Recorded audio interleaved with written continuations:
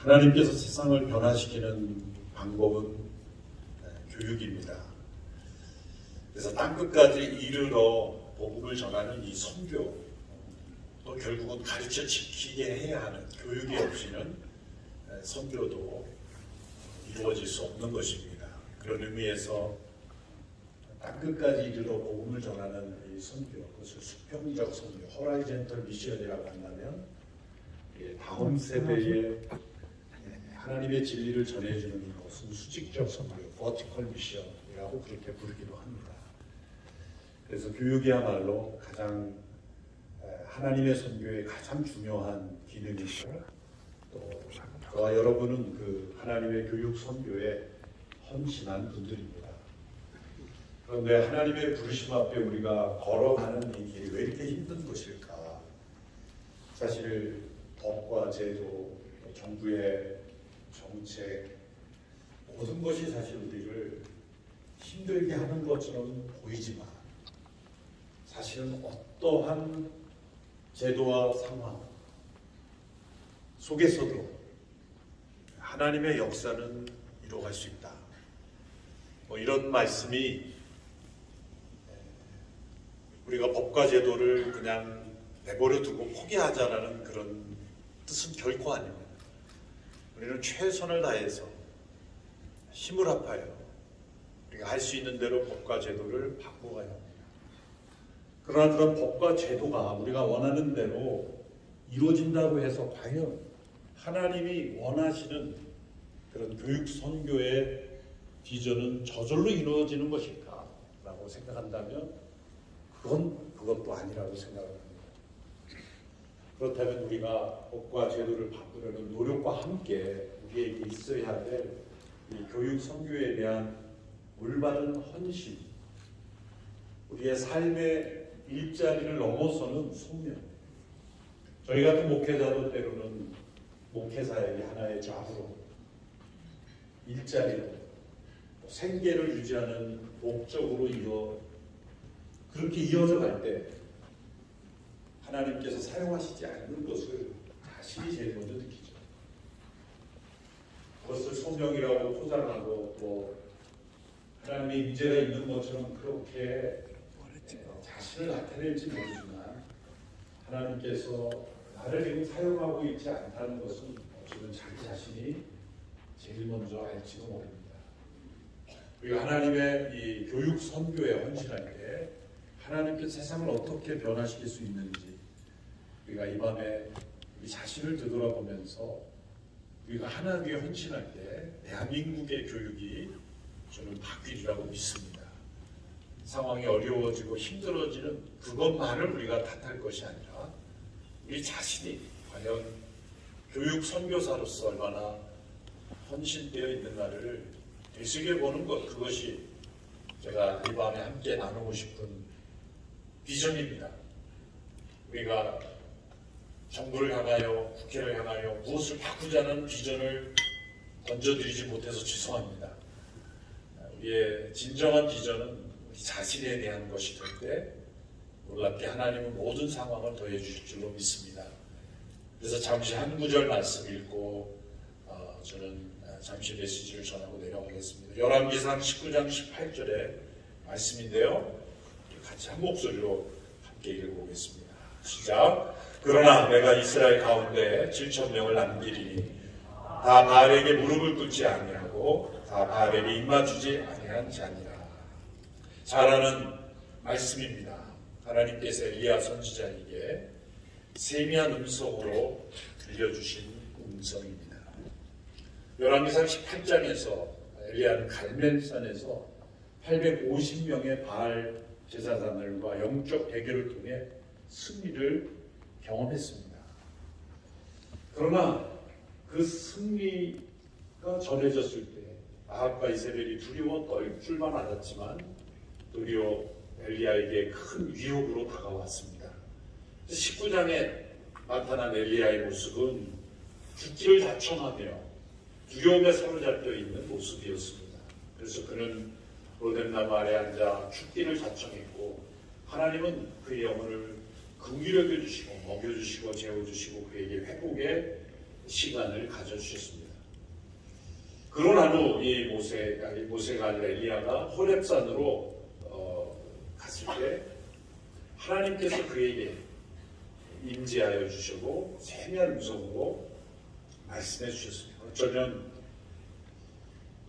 먼저 그를 먹여주고 재워주는 것은 이 음성을 듣게 하기 위한 하나님의 사전 조치가 아니었나 생각합니다. 큰 진동 가운데도 불 가운데도 말씀하지 아니하시고 그 모든 것이 지나간 이후에 세미한 음성으로 엘리야에게 말씀하신 내용입니다. 엘리야에게 하나님이 질문하셨죠. 내가 왜 여기 어찌 있느냐. 그런데 엘리야가 이런 대답을 합니다. 오직 나만 남았기에 그들이 내 생명을 찾아 빼앗으려고 합니다. 맞는 말입니다. 엘리야가 꾸며낸 말이 아닙니다. 지금 나를 죽이려고 하는 그 이세벨의 위협 앞에 지금 제가 이렇게 있을 수밖에 없습니다.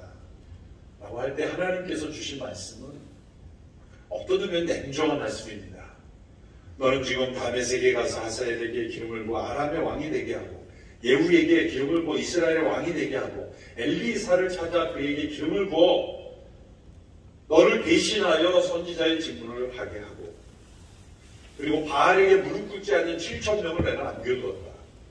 이 말씀을 연용하시는데 핵심은 뭡니까? 너 아니래도 돼. 너를 통해 꼭 일하는 것 아니야. 이 말씀, 너를 대신하여 엘리사에게 기름을 부으라는 것은 내가 너를 통해서만 꼭 일하는 것 아니다. 라는 냉정한 말씀이 아닐까요? 너가 용기를 내야지 내가 일을 하지. 너 없으면 안 돼. 라는 그런 음성이 아니라 너를 대신하여 엘리사에게 기름을 부어라. 그리고 너는 혼자가 아니다. 바알에게 무릎 꿇지 않는 7,000명이 있다. 라고 말씀하셨을 때 그 이면에 있는 저는 냉정하리만큼 엄한 하나님의 음성으로 저는 들었습니다. 그것은 엘리야가 왜 탈진했는가? 물론 갈멜산의 영적 전투에서 힘들었겠죠. 그 승리의 기쁨도 왜 순간 사라져버렸는가? 그것은 육체적 피곤을 넘어서는 어떤 영적인 문제였다는 겁니다. 그것은 엘리야의 말에 대답이 있습니다. 오직 나만 남았거늘. 오직 나만 남았다. 그것은 사실일 수도 있지만 사실이 아니지 않습니까? 하나님 7,000명을 남겨두셨는데 엘리사도 있고 나만 남았다고 하는 그 대답 속에는 엘리야가 어느덧 하나님보다 자신이 더 중요해진 겁니다. 우리가 왜 탈진합니까? 하나님보다 내가 더 중요할 때 탈진합니다. 내가 다 할 수 있다고 생각하고 나를 통해서만 일이 이루어져야 되고 내가 해야 되고 내가 중심이 되어야 한다고 생각할 때 하나님의 역사가 나를 통해 이루어지지 않는 것을 우리는 보게 됩니다. 엘리야의 탈진의 원인, 그것은 나에게 집중할 때였습니다. 재작년에 미국의 유명한 신학교 총장님이 한국에 오셔서 여러 복음도 하고 이렇게 인사도 나눌 때 대화하는 가운데 저에게 그런 질문을 하셨습니다. 대형교회를 이끌고 가고 여러 사역을 할 때 가장 큰 챌린지가 뭐냐? 가장 큰 당신을 힘들게 하는 가장 큰 챌린지가 뭐냐고 질문했을 때 저도 모르게 저는 그렇게 대답했습니다. It's me. 영어가 짧았기 때문에 짧게 대답해야 됩니다. 얼떨결에 대답했는데 제가 맞는 말을 했다. 나 자신이다. 많은 책임이 아니라 많은 성도와 사역이 아니라 하나님의 사역자에게 가장 큰 도전은 결국 나 자신이다. 내가 중요해지고 내가 내 감정과 내가 어떤 취급을 받고 이게 전부 중요하죠. 지난 주간에 저는 오늘 이렇게 사역하다가 다른 지방의 어느 담임 목사로 부임을 하고 몇 년간 사역한 이 교회 목회자를 돕기 위해서 1박 2일로 북미를 다녀왔습니다. 이제 그 목회자가 저에게 개인적으로 식사하면서 여러저러 이런저런 얘기 나누는 가운데 목사님 제가 담임 돼서 난 얼마 안 돼서 그 교회 가장 오래되신 분이 오래된 분 중에 한 분이 저를 찾아와서 이런 얘기를 했습니다. 그분 말씀은 원로 되시는 분이 목사님 저는 이 세 가지 단어가 너무 싫습니다. 담임 목회자로 제가 수없이 이렇게 수업 시간이 한 4-5번이 지나갔는데 모든 목사님들이 세 가지를 강조하는데 저는 세 가지가 제일 싫습니다. 첫째 단어 다음 세대. 올드 세대가 중요한데 왜 다음 세대가? 두 번째 땅끝. 가보지도 않은 땅끝을 왜 얘기하냐. 여기가 중요한데. 세 번째 새신자. 너무 싫습니다. 주차할 데도 없고 앉을 자리도 없고 목회자들은 새신자 왔다 그러면 예신자는 버려버리고 새신자에게 달려고. 이분의 문제는 뭡니까? 내가 너무 중요한 거예요. 교회 와도 내가 너무 중요한 거예요. 다음 세대건 땅끝이건 새신자이건 목사님 나를 알아줘야 되고 내가 교회에서 인정받아야 되고 내가 영향력이 있어야 되고 초점이 전부 나에게 왔을 때 이분은 아무리 목회자가 바뀌고 예배당을 짓고 그래도 행복하지가 않습니다. 엘리야의 문제입니다. 엘리야의 문제는 하나님보다 내가 더 중요한 거예요. 저는 이것을 우리 이 사립학교 이 현장에 적용을 해가면서 어쩌면 우리는 각 학교가 우리 학교, 내 학교 우리가 중요했고 우리 위치가 중요했고 그랬지 않았을까. 그래서 우리는 어쩌면 힘을 잃어버리고 이 거센 이 세속화의 흐름에 우리가 엘리야처럼 다 탈진한 모습이 아닐까. 그래서 우리가 관점을 바꿔서 엘리사를 찾고 그리고 바알에게 물을 붓지 않은 7,000명 하나님께서 남겨두신 7,000명을 우리가 찾아야 한다. 우리 자신을 잃어버리고 우리가 함께 이 하나님의 비전에 헌신하며 나갈 때 하나님께서 이 나라 민족을 새롭게 하실 줄로 믿습니다. 그래서 저희 비전은 우리 자신을 잊어버리자. 정말 하나님께 집중하고 그리고 내가 아니라 엘리사를 세우고 그리고 바알에게 무릎 꿇지 아니한 7,000명이 되는 우리 모두가 그 무명의 7,000명으로 하나님 앞에 나아갈 때 그렇게 내가 중요했던 엘리야는 없어도 이 무명의 7,000명의 남은 자들이 되어서 대한민국의 미래 교육이 정말 세상에서 가장 하나님 나라를 증거하는 그런 교육이 되도록 우리 모두가 헌신하는 귀한 사역이 될 수 있게 되기를 바랍니다.